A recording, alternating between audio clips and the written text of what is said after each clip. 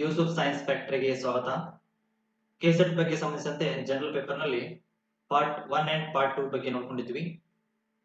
General paper ನಲ್ಲಿ unit 10 ಒಳಗೆ ಬರುವಂತಹ ಹೈಯರ್ ಎಜುಕೇಶನ್ ಸಿಸ್ಟಮ್ ನಲ್ಲಿ ನಾವು ಕೆಲವು ಉನ್ನತ ಶಿಕ್ಷಣಕ್ಕೆ ಸಂಬಂಧಿಸಿದಂತೆ ವಿವಿಧ ಆಯೋಗಗಳ ಬಗ್ಗೆ ಹಾಗೂ ಶಿಫಾರಸುಗಳ ಬಗ್ಗೆ ನೋಡಿಕೊಂಡಿದ್ವಿ. ಹಾಗಾದ್ರೆ ನಾವು ಉಳಿದಿರುವಂತಹ ಉನ್ನತ ಶಿಕ್ಷಣದ ಆಯೋಗಗಳು ಯಾವುವು ಹಾಗೂ ಅವುಗಳ ಶಿಫಾರಸುಗಳು ಏನು ಎಂಬುದರ ಬಗ್ಗೆ ನಾವು ಇವತ್ತಿನ ದಿನ ತಿಳಿದುಕೊಳ್ಳೋಣ. ಹಾಗಾದ್ರೆ ಮೂರನೆಯದಾಗಿ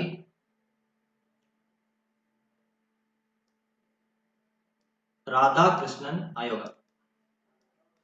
ರಾಧಾಕೃಷ್ಣನ್ ಆಯೋಗ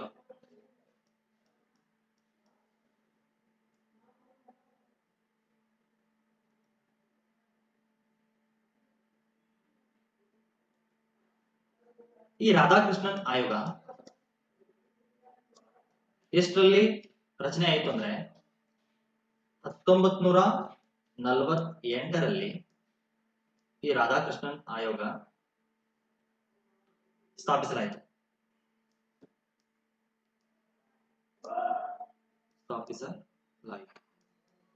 ಇದರ ಇನ್ನೊಂದು ಹೆಸರು ಏನಪ್ಪಾ ಅಂತಂದ್ರ ವಿಶ್ವ ವಿದ್ಯಾನಿಲಯ ಶಿಕ್ಷಣ ಆಯೋಗ ಎಂದು ಕರೆಯುತ್ತಿದ್ದರು. ಇದರ ಇನ್ನೊಂದು ಹೆಸರು. ಎಕ್ಸಾಮ್ ದೊಳಗ ರಾಧಾಕೃಷ್ಣನ್ ಆಯೋಗಕ್ಕೆ ಇನ್ನೊಂದು ಹೆಸರು ಏನಪ್ಪಾ ಅಂತ ಕೇಳಿದ್ರೆ ವಿಶ್ವವಿದ್ಯಾನಿಲಯ ಶಿಕ್ಷಣ ಆಯೋಗ ಅಂತ ಹೇಳ್ಬೋದು. ಹಾಗಾದ್ರೆ ಈ ಶಿಕ್ಷಣ ಆಯೋಗ ಶಿಕ್ಷಣ ವಿಶ್ವವಿದ್ಯಾನಿಲಯ ಆಯೋಗ ಯಾವಾಗ ರಚನೆ ಆಯ್ತಪ್ಪ ಅಂತಂದ್ರ ಯಾವಾಗ ಸ್ಥಾಪನೆ ಆಯ್ತಂದ್ರ 1948ರಲ್ಲಿ ಸ್ಥಾಪನೆ ಆಯ್ತು. ಹಾಗಾದ್ರೆ ನೆಕ್ಸ್ಟ್ ಇದರ ಪರ್ಯಾಯ ಹೆಸರು ಅಂತ ಹೇಳ್ಬೋದು. ಇನ್ನೊಂದು ಪರ್ಯಾಯ ಹೆಸರು ಯಾವ್ದು ಹೇಳ್ರಿ?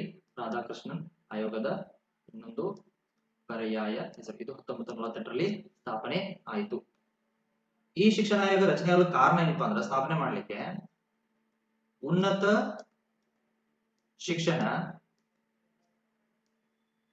ಶಿಕ್ಷಣದ ಮೌಲ್ಯಮಾಪನ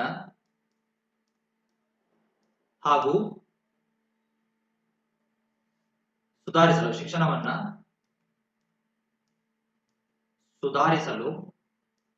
ಸುಧಾರಿಸುವ ಉದ್ದೇಶದಿಂದ ಸ್ಥಾಪಿಸಲಾಯಿತು.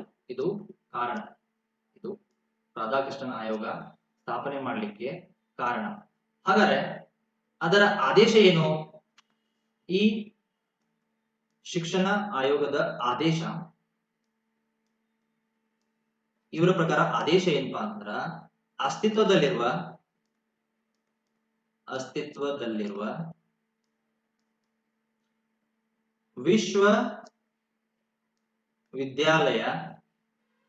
ವಿದ್ಯಾಲಯದ ರಚನೆ, ಪಠ್ಯಕ್ರಮ,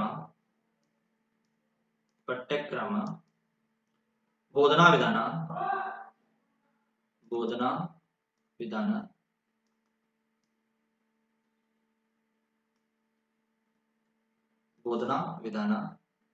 ಹಾಗೂ ಸಂಶೋಧನಾ ಅಭ್ಯಾಸಗಳು ಅಭ್ಯಾಸಗಳ ಶಿಕ್ಷಣಕ್ಕೆ ಅಥವಾ ಶಿಕ್ಷಣದ ವ್ಯವಸ್ಥೆಗೆ ಆದೇಶ ನೀಡಿದರು ಅಥವಾ ಶಿಫಾರಸು ಮಾಡಿದರು. ಆದೇಶ ಅಥವಾ ಶಿಫಾರಸನ್ನ ಮಾಡಲಾಯಿತು. ಇವರ ಮೇನ್ ಉದ್ದೇಶ ಅಥವಾ ಆದೇಶ ಅಥವಾ ಆಯೋಗದ ಒಂದು ಶಿಫಾರಸು ಏನಪ್ಪಾ ಅಂದ್ರ ಅಸ್ತಿತ್ವದಲ್ಲಿರುವಂತಹ ವಿಶ್ವವಿದ್ಯಾಲಯಗಳು ರಚನೆ, ಪಠ್ಯಕ್ರಮ, ಬೋಧನಾ ವಿಧಾನ ಹಾಗೂ ಸಂಶೋಧನಾ ಅಭ್ಯಾಸಗಳ ಶಿಕ್ಷಣಕ್ಕೆ ಅಥವಾ ವ್ಯವಸ್ಥೆಗೆ ಆದೇಶವನ್ನ ನೀಡಲಾಯಿತು. ಹಾಗಾದ್ರೆ ಈ ರಾಧಾಕೃಷ್ಣನ್ ಆಯೋಗವನ್ನು ಸ್ಥಾಪಿಸಲು ಕಾರಣಗಳು ಏನಪ್ಪಾ ಅಂದ್ರ ಸ್ವಾತಂತ್ರ್ಯದ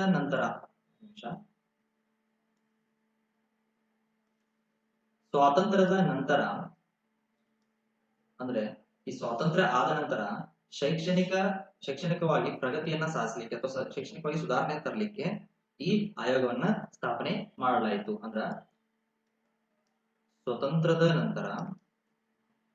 ಸ್ವತಂತ್ರದ ನಂತರ ಶೈಕ್ಷಣಿಕ ಸುಧಾರಣೆಯ ಅಗತ್ಯವಿತ್ತು. ಶೈಕ್ಷಣಿಕ ಸುಧಾರಣೆಯ ಅಗತ್ಯವಿತ್ತು. ಈ ಕಾರಣದಿಂದ ಈ ಆಯೋಗವನ್ನ ರಚನೆ ಮಾಡಲಾಯಿತು. ನೆಕ್ಸ್ಟ್, ಈ ವಿಶಾಲ ರಾಷ್ಟ್ರೀಯ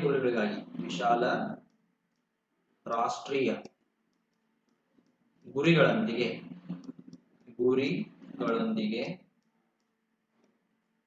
ಉನ್ನತ ಶಿಕ್ಷಣವನ್ನ ಜೋಡಿಸುವುದಾಗಿತ್ತು. ಉನ್ನತ ಶಿಕ್ಷಣವನ್ನ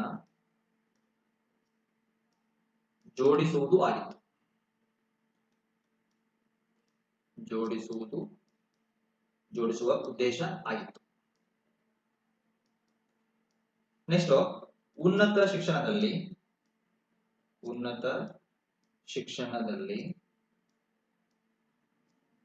ಪ್ರಾತಿನಿಧ್ಯ ಮತ್ತು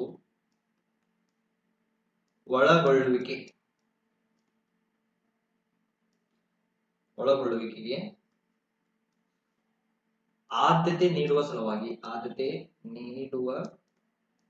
ಸಲುವಾಗಿ ಈ ರಾಧಾಕೃಷ್ಣನ್ ಆಯೋಗವನ್ನ ಸ್ಥಾಪನೆ ಮಾಡಲಾಯಿತು. ಒಂದು, ಸ್ವತಂತ್ರದ ನಂತರ ಶೈಕ್ಷಣಿಕವಾಗಿ ಸುಧಾರಣೆ ತರುವಂತ ಉದ್ದೇಶ ಇರುವುದಾಗಿತ್ತು. ಎರಡನೇದಾಗಿ ವಿಶಾಲ ರಾಷ್ಟ್ರೀಯ ಗುರಿಗಳೊಂದಿಗೆ, ಅಂದ್ರೆ ರಾಷ್ಟ್ರ ಒಂದು ಮುಂದುವರಿಲಿಕ್ಕೆ ಏನ್ ಬೇಕಲ್ಲ, ರಾಷ್ಟ್ರ ಒಂದು ಮುಂದುವರಿಯಲು ಶಿಕ್ಷಣದ ಎಷ್ಟು ಅವಶ್ಯಕತೆ ಐತಲ್ಲ, ಆ ಗುರಿಯನ್ನ ಸಾಧಿಸಲಿಕ್ಕೆ ಇವ್ರ ಜೊತೆ ಉನ್ನತ ಶಿಕ್ಷಣವನ್ನ ಕೈ ಜೋಡಿಸುವುದು ಆಗಿತ್ತು ಈ ಆಯೋಗವನ್ನ ಸ್ಥಾಪಿಸಲು ಕಾರಣ. ನೆಕ್ಸ್ಟ್, ಉನ್ನತ ಶಿಕ್ಷಣದಲ್ಲಿ ಪ್ರಾತಿನಿಧ್ಯ ಮತ್ತು ಒಳಗೊಳ್ಳುವಿಕೆಗೆ ಆದ್ಯತೆಯನ್ನ ಹೆಚ್ಚು ನೀಡಲಾಯಿತು. ಅಂದ್ರೆ ಎಲ್ಲಾ ತರಹದ ವಿದ್ಯಾರ್ಥಿಗಳಿಗೆ ಶಿಕ್ಷಣವನ್ನ ನೀಡುವ ಉದ್ದೇಶ ಅಥವಾ ಕಾರಣದಿಂದ ಈ ರಾಧಾಕೃಷ್ಣನ್ ಆಯೋಗದ ಸ್ಥಾಪನೆ ಮಾಡಲಾಯಿತು. ನೆಕ್ಸ್ಟ್, ರಾಧಾಕೃಷ್ಣನ್ ಆಯೋಗದ ಮುಖ್ಯವಾದ ಶಿಫಾರಸುಗಳು ಏನಪ್ಪಾ ಅಂತಂದ್ರ, ಮೊದಲನೇದಾಗಿ ಇದು 1948ರಲ್ಲಿ ರಚನೆ ಆಯಿತು. 1949ರಲ್ಲಿ ಶಿಫಾರಸು ಆಯಿತು. ಎಕ್ಸಾಮ್ ನೋಡಿ ಕೇಳೋದು, ರಚನೆ ಯಾವಾಗ ಆಯ್ತು, ಶಿಫಾರಸು ಯಾವಾಗ ಆಯ್ತು ಅಂತ ಕೇಳ್ತಾರೆ. ಎರಡನೇದಾಗಿ 12 ವರ್ಷಗಳ ಕಾಲ, 12 ವರ್ಷಗಳ ಪೂರ್ವ ವಿಶ್ವವಿದ್ಯಾಲಯದ ಅಧ್ಯಯನಗಳು. ಈಗ ಡಿಗ್ರಿ ಅಥವಾ ಒಂದು ಪದವಿ ಬರ್ಬೇಕಂದ್ರ ಅಡಿಪಾಯ ಅಂದ್ರ ಬೇಸಿಕ್ ನಾಲೆಜ್ ಬಹಳಷ್ಟು ಇಂಪಾರ್ಟೆಂಟ್. ಆ 12 ವರ್ಷಗಳ ಪೂರ್ವ ವಿಶ್ವವಿದ್ಯಾಲಯದ ಅಧ್ಯಯನಗಳವರೆಗೆ, ಅಂದ್ರ ಆ ವಿಶ್ವವಿದ್ಯಾಲಯಕ್ಕೆ ಬರೋಕ್ಕಿಂತ ಮುಂಚೆ ಅಥವಾ ಡಿಗ್ರಿ ಬರೋಕ್ಕಿಂತ ಮುಂಚೆ ಬೇಸಿಕ್ ನೀಡ್ ಏನ್ ಬೇಕಲ್ಲ ಅವೆಲ್ಲ ನಾನು ಕಲಿಸುವಂತ ಜವಾಬ್ದಾರಿ ಆಗ್ಬೇಕಂತ ಹೇಳಿದ್ದು ರಾಧಾಕೃಷ್ಣನ್ ಆಯೋಗದ ಒಂದು ಶಿಫಾರಸು. ಮೂರನೇದು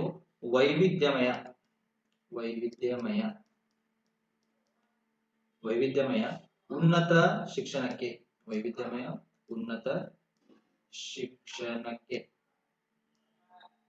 ಅಥವಾ ಶಿಕ್ಷಣದ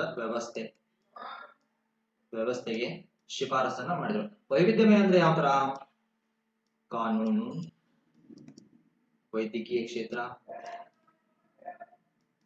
ಹಾಗೂ ಇಂಜಿನಿಯರಿಂಗ್ ಅಂದ್ರೆ BE ಕ್ಷೇತ್ರ, ಈ ತರಹದ ಉನ್ನತ ಶಿಕ್ಷಣಗಳಿಗೆ ರಾಧಾಕೃಷ್ಣನ್ ಆಯೋಗವು ಮುಖ್ಯವಾಗಿ ಶಿಫಾರಸನ್ನ ನೀಡಲಾಗಿತ್ತು.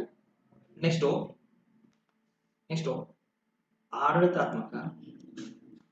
ಆಡಳಿತಾತ್ಮಕ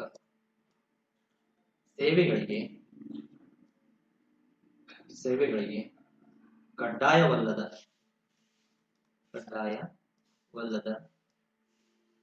ವಿಶ್ವವಿದ್ಯಾನಿಲಯದ ಶಿಕ್ಷಣ. ಅಂದ್ರ ನಾನೀಗ ಉದಯನಿ ಅಂತ ಸಾರ್ವಜನಿಕ ಇಲಾಖೆಯಲ್ಲಿ ಅವರ ಸಾಮರ್ಥ್ಯಕ್ಕನುಗುಣವಾಗಿ ಅವರವರಿಗೆ ಒಂದು ಆಯೋಗವು ನೌಕರಿ ಅಥವಾ ಜಾಬ್ ಅನ್ನ ಕೊಡ್ತೈತಿ. ನಾನು ಕಾನೂನು ಕಲ್ತೇನೆ ಅಂತ ಹೇಳಿ ನಾನು ಕಾನೂನು ಜಾಬ್ ಕೊಡ್ಲೇಬೇಕಂತ ಹೇಳಿ ನಿಂದ್ರೋಂಗಿಲ್ಲ. ಅಂದ್ರ ಈ ತರಹದ ಶಿಫಾರಸನ್ನ ಮಾಡಲಾಯಿತು. ಈ ಕಾನೂನು ಓದೇವ ಅಂತ ಹೇಳಿ ಕಾನೂನು ಕೆಲಸ ಬೇಕು ಅಥವಾ ಕಾನೂನು ಎನಿ ಕಂಡೀಷನ್ ಸರ್ಕಾರಿ ನೌಕರಿನ ಬೇಕು ಅಂತ ಕುಂದ್ರೋಂಗಿಲ್ಲ.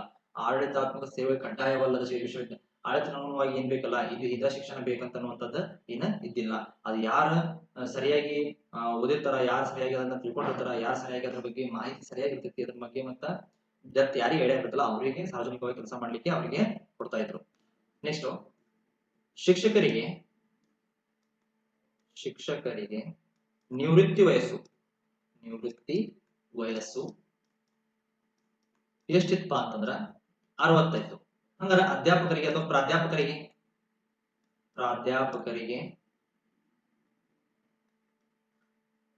ನಿವೃತ್ತಿ ವಯಸ್ಸು 64 ಆಗಿತ್ತು. ಯಾರ ಪ್ರಕಾರ? ರಾಧಾಕೃಷ್ಣ ಆಯೋಗದ ಮುಖ್ಯವಾದ ಶಿಫಾರಸಿನ ಪ್ರಕಾರ. ಹಾಗಾದ್ರೆ ಎಕ್ಸಾಮ್ ಏನ್ ಕೇಳ್ತಾರಪ್ಪ ಅಂತಂದ್ರ ಈ ಸ್ಥಾಪನೆ ಆಗಿರುವುದು ಯಾವಾಗ ಅಂತ ಎಕ್ಸಾಮ್ ಕೇಳ್ತಾರೆ. ನೆಕ್ಸ್ಟ್ ಪರ್ಯಾಯ ಹೆಸರೇನು? ರಾಧಾಕೃಷ್ಣ ಆಯೋಗದ ಪರ್ಯಾಯ ಹೆಸರೇನು ಎಂಬುದನ್ನು ಏನ್ ಕೇಳ್ತಾರೆ ಹೇಳ್ರಿ? ಪರ್ಯಾಯ ಹೆಸರು ವಿಶ್ವವಿದ್ಯಾನಿಲಯ ಶಿಕ್ಷಣ ಆಯೋಗ ಎಂದು ಕರೆಯುವರು. ಉನ್ನತ ಶಿಕ್ಷಣದ ಮೌಲ್ಯಮಾಪನ ಶಿಕ್ಷಣವನ್ನು ಸುಧಾರಿಸಲಿಕ್ಕೆ ಈ ರಾಧಾಕೃಷ್ಣ ಆಯೋಗವನ್ನ ಸ್ಥಾಪನೆ ಮಾಡಲಾಯಿತು. ಹಾಗಾದ್ರೆ ಇದು ಆದೇಶ ಏನು? ಅಸ್ತಿತ್ವದಲ್ಲಿರುವ ವಿಶ್ವವಿದ್ಯಾಲಯದ ರಚನೆ, ಪಠ್ಯಕ್ರಮ, ಬೋಧನಾ ವಿಧಾನ ಹಾಗೂ ಸಂಶೋಧನಾ ಅವುಗಳ ಶಿಕ್ಷಣಕ್ಕೆ ಅಥವಾ ವ್ಯವಸ್ಥೆಗೆ ಶಿಫಾರಸನ್ನ ಮಾಡಲಾಯಿತು. ಹಾಗಾದ್ರೆ ನೆಕ್ಸ್ಟ್ ಈ ರಾಧಾಕೃಷ್ಣ ಆಯೋಗವನ್ನ ಸ್ಥಾಪಿಸಲು ಕಾರಣ ಏನಪ್ಪಾ ಅಂತಂದ್ರ ಸ್ವತಂತ್ರ ನಂತರ ಶೈಕ್ಷಣಿಕ ಸುಧಾರಣೆ ಅಗತ್ಯವಾಗಿತ್ತು. ವಿಶಾಲ ರಾಷ್ಟ್ರೀಯ ಗುರಿಗಳೊಂದಿಗೆ ಅಂದ್ರೆ ರಾಷ್ಟ್ರ ಮುಂದುವರಿಯಲ್ಲಿ ಏನ್ ಬೇಕಲ್ಲ ಅದಕ್ಕೆಲ್ಲ ಶಿಕ್ಷಣ ಅವಶ್ಯಕತೆ ಇತ್ತು. ಆ ಶಿಕ್ಷಣ ಹೆಂಗಿರ್ಬೇಕಂದ್ರೆ ಉನ್ನತ ಶಿಕ್ಷಣದಲ್ಲಿ ಕೊಟ್ಟರೆ ಸರಿಯಾಗತ್ತೆ ಅನ್ನುವಂತ ಒಂದು ದೃಷ್ಟಿಯಿಂದ ಈ ಆಯೋಗವನ್ನ ರಚನೆ ಮಾಡಲಾಯಿತು. ಹಾಗೂ ನೆಕ್ಸ್ಟ್ ಉನ್ನತ ಶಿಕ್ಷಣದಲ್ಲಿ ಪ್ರಾತಿನಿಧ್ಯ ಮತ್ತು ಒಳಗೊಳ್ಳುವಿಕೆಯನ್ನ ನೀಡುವ ಉದ್ದೇಶ ಇದು ಆಗಿತ್ತು. ನೆಕ್ಸ್ಟ್ ಏನ್ ಕೇಳ್ತಾರಪ್ಪ ಎಕ್ಸಾಮ್ ಅಂದ್ರೆ 1948ರಲ್ಲಿ ಏನಾಯ್ತು? ರಾಧಾಕೃಷ್ಣ ಆಯೋಗ ರಚನೆ ಆಯಿತು. 1949ರಲ್ಲಿ ಶಿಫಾರಸಿಗೆ ಒಳಪಟ್ಟಿತ್ತು. 12 ನೆಕ್ಸ್ಟ್ ಎಷ್ಟು ವರ್ಷಗಳ ಪೂರ್ವ ವಿಶ್ವವಿದ್ಯಾಲಯದ ಅಧ್ಯಯನಗಳು ಇರಬೇಕಂತೀರ? 12 ವರ್ಷಗಳು. ನೆಕ್ಸ್ಟ್ ವೈವಿಧ್ಯಮಯ ಉನ್ನತ ಶಿಕ್ಷಣದ ವ್ಯವಸ್ಥೆಗೆ ಅನುಕೂಲವಾಗಿತ್ತು. ಅಂದ್ರೆ ಕೇವಲ ಡಿಗ್ರಿ ಅಷ್ಟೇ ಅಲ್ಲ, BA BCom ಅಷ್ಟೇ ಅಲ್ಲ, ಕಾನೂನು, ವೈದ್ಯಕೀಯ, BE ಈ ತರವಾಗಿ ಇತ್ತು. ನೆಕ್ಸ್ಟ್ ಆಡಳಿತಾತ್ಮಕ ಸೇವೆಗಳಿಗೆ ಕಡ್ಡಾಯವಲ್ಲದ ವಿಶ್ವವಿದ್ಯಾಲಯದ ಶಿಕ್ಷಣ ಇದು ಆಗಿತ್ತು. ಅಂದ್ರೆ ಈಗ ನಾವು ಓದೇವ ಅಂತ ಹೇಳಿ ಅದರ ತರನಾಗಿ ಅದನ್ನ ಜಾಬ್ ಬೇಕಂತ ಕುಂದ್ರೋಂಗಿಲ್ಲ. ಸಾಮರ್ಥ್ಯಕ್ಕೆ ಯಾರು ಅನುಗುಣವಾಗಿದಾರ ಅವರಿಗೆ ಆ ಜಾಬ್ ಅನ್ನ ಕೊಡಲಾಗಿತ್ತು. ಹಾಗಾದ್ರೆ ನೆಕ್ಸ್ಟ್ ಶಿಕ್ಷಕರಿಗೆ ನಿವೃತ್ತಿ ವಯಸ್ಸು ಎಷ್ಟಿತ್ತು ಈ ರಾಧಾಕೃಷ್ಣ ಆಯೋಗದ ಪ್ರಕಾರ ಅಂತಂದ್ರೆ 60 ಆಗಿತ್ತು. ನೆಕ್ಸ್ಟ್ ಪ್ರಾಧ್ಯಾಪಕರಿಗೆ 64 ಇತ್ತು. ನೆಕ್ಸ್ಟ್ ಕೊಠಾರಿ ಆಯೋಗ. ಈ ಕೊಠಾರಿ ಆಯೋಗದ ಒಂದು ಇಸ್ವಿ ಏನಪ್ಪಾ ಅಂದ್ರ 1964ರಿಂದ 66. ಇದು ಮೊದಲನೇದಾಗಿ ಭಾರತ ಸ್ಥಾಪಿಸಿದ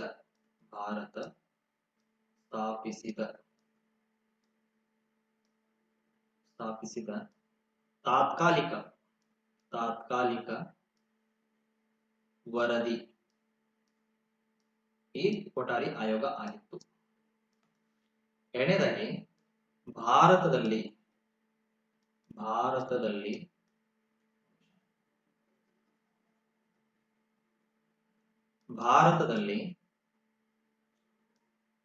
ಶಿಕ್ಷಣದ ಅಭಿವೃದ್ಧಿಗೆ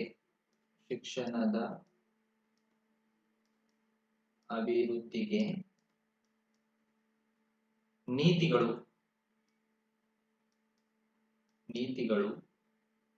1964ರಂದು ಯಾರಪ್ಪ ಅಂತಾರ? ದೌಲತ್ ಸಿಂಗ್ ಕೊಠಾರಿ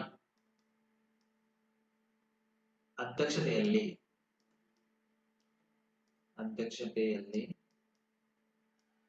ಈ ಕೊಠಾರಿ ಆಯೋಗವನ್ನ ರಚಿಸಲಾಯಿತು. ನೆಕ್ಸ್ಟ್ ಪ್ರಾಥಮಿಕ ಹಂತದಿಂದ ಅತ್ಯುನ್ನತ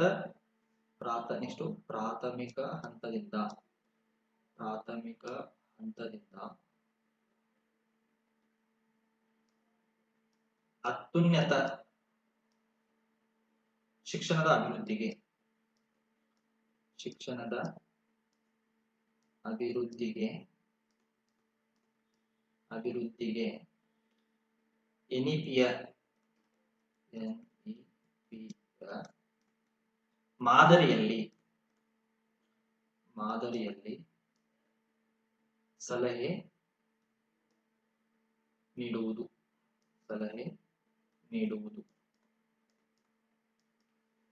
ನೆಕ್ಸ್ಟ್ ಈ ಆಯೋಗವು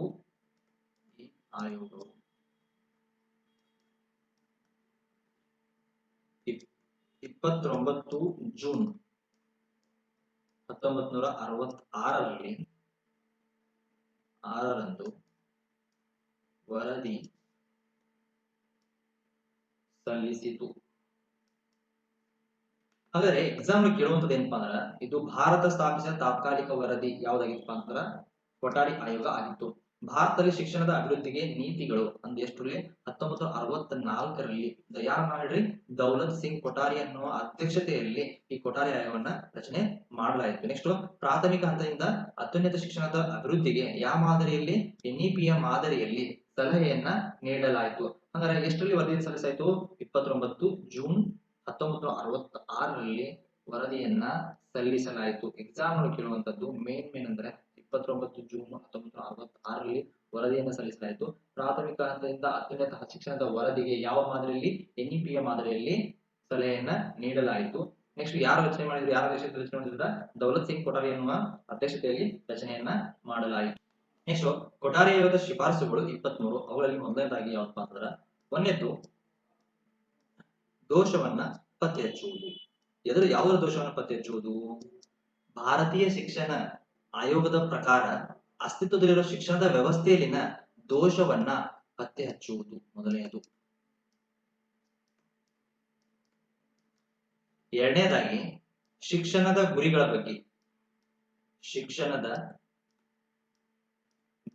ಬಗ್ಗೆ ಸಲಹೆಯನ್ನ ನೀಡುವುದು.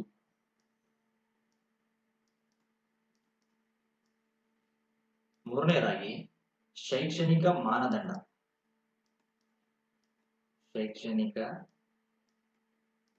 ಮಾನದಂಡಗಳ ಬಗ್ಗೆ ಶಿಫಾರಸನ್ನ ಮಾಡುವುದು.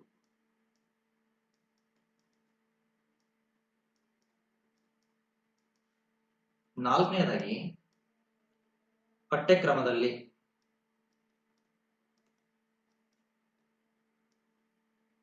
ಭಾರತೀಯ ಶಿಕ್ಷಣ ಆಯೋಗದ ಶಿಫಾರಸನ್ನ ಮಾಡುವುದು. ನೆಕ್ಸ್ಟ್ ಬೋಧನಾ ವಿಧಾನದ ಶಿಫಾರಸನ್ನ ಮಾಡಲಾಯಿತು. ಯಾವ ರೀತಿ ಬೋಧನೆಯನ್ನ ಮಾಡಬೇಕು ಅನ್ನೋದ್ರ ಬಗ್ಗೆ ಶಿಫಾರಸು ಮಾಡಲಾಯಿತು. ನೆಕ್ಸ್ಟ್ ಮಾರ್ಗದರ್ಶನ ಮತ್ತು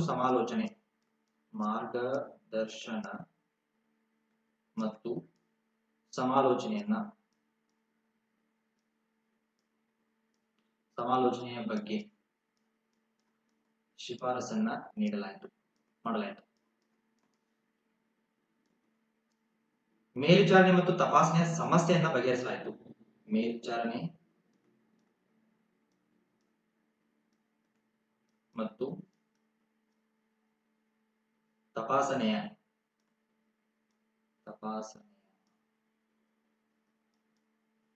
ಸಮಸ್ಯೆಗಳಿಗೆ ಸಂಬಂಧಿಸಿದಂತೆ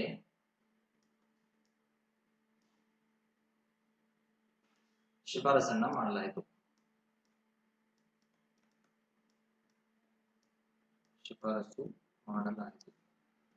ಎಂಟನೆಯದು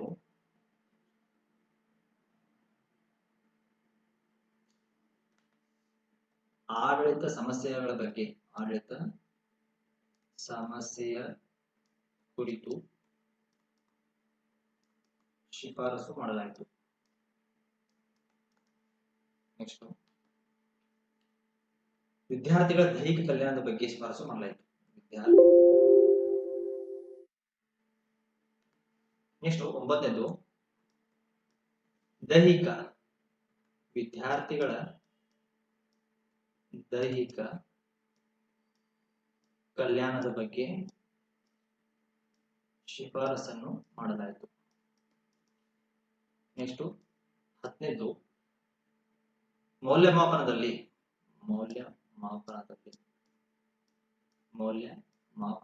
ಕೂಡ ಶಿಫಾರಸನ್ನ ಮಾಡಲಾಯಿತು. ನೆಕ್ಸ್ಟ್ ವಯಸ್ಕ ಶಿಕ್ಷಣದ ಬಗ್ಗೆ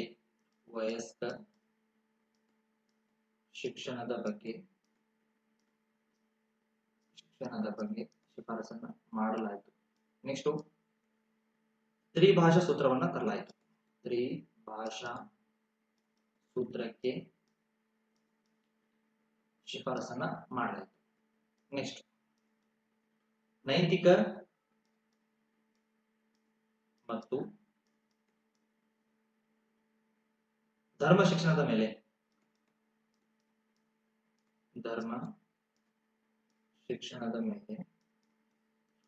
ಶಿಫಾರಸನ್ನ ಮಾಡಲಾಯಿತು. ನೆಕ್ಸ್ಟ್, ಮಹಿಳೆಯರ ಶಿಕ್ಷಣದ ಕುರಿತು ಶಿಫಾರಸನ್ನ ಮಾಡಲಾಯಿತು.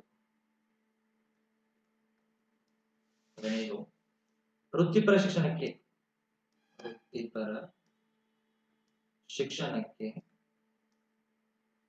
ಶಿಫಾರಸನ್ನ ಮಾಡಲಾಯಿತು.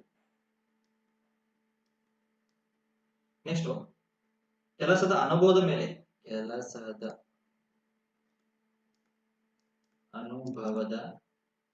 ಮೇಲೆ ಶಿಫಾರಸನ್ನ ಮಾಡಲಾಯಿತು.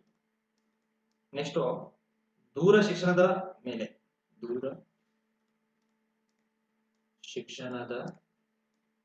ಮೇಲೆ ಶಿಫಾರಸನ್ನ ಮಾಡಲಾಯಿತು. ನೆಕ್ಸ್ಟ್,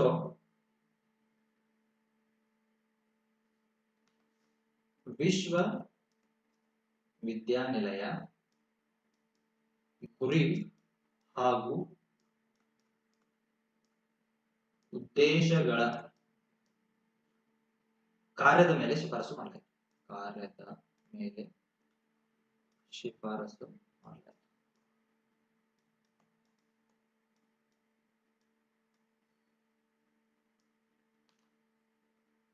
ನೆಕ್ಸ್ಟ್, ಉನ್ನತ ಶಿಕ್ಷಣದ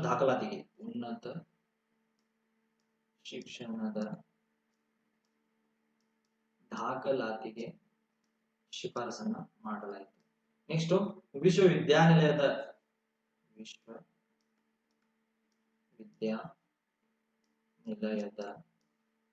ಸ್ವಾಯತ್ತತೆಯ ಮೇಲೆ ಶಿಫಾರಸನ್ನ ಮಾಡಲಾಯಿತು. ಇದು ಇವತ್ತಿಗೆ ಏನಪ್ಪಾ ಅಂತಂದ್ರ ರಾಧಾಕೃಷ್ಣನ್ ಆಯೋಗ ಹಾಗೂ ಕೊಠಾರಿ ಶಿಕ್ಷಣದ ಆಯೋಗದ ಬಗ್ಗೆ ನಾವು ತಿಳಿದುಕೊಂಡೆವು. ನಾವು ಹೇಳುತ್ತಿರುವುದು ಕೇವಲ ಪರೀಕ್ಷೆಗೆ ಎಷ್ಟು ಬೇಕು ಅಷ್ಟೇ ಎಂಬ ಸೂತ್ರದ ಮೇಲೆ ನಾವು ಇದನ್ನ ಎಕ್ಸ್ಪ್ಲೈನ್ ಮಾಡ್ತಾ ಇದ್ದೀವಿ. ತಮಗೆ ನಮ್ಮ ಚಾನಲ್, ನಮ್ಮ ಎಕ್ಸ್ಪ್ಲನೇಷನ್ ನಿಮ್ಗೆ ಇಷ್ಟ ಆದಲ್ಲಿ ನಿಮ್ಮ ಎಲ್ಲ ಫ್ರೆಂಡ್ಸ್ಗೆ ಶೇರ್ ಮಾಡ್ರಿ, ಫಾಲೋ ಮಾಡ್ರಿ, ಮತ್ತ ಸಬ್ಸ್ಕ್ರೈಬ್ ತಗೊಳ್ರಿ ಅಂತ ಹೇಳ್ತಾ ನಾ ಇವತ್ತಿನ ದಿನ ಈ ಕ್ಲಾಸನ್ನ ಕೊನೆಗೊಳಿಸ್ತೀನಿ. ನಮಸ್ಕಾರ.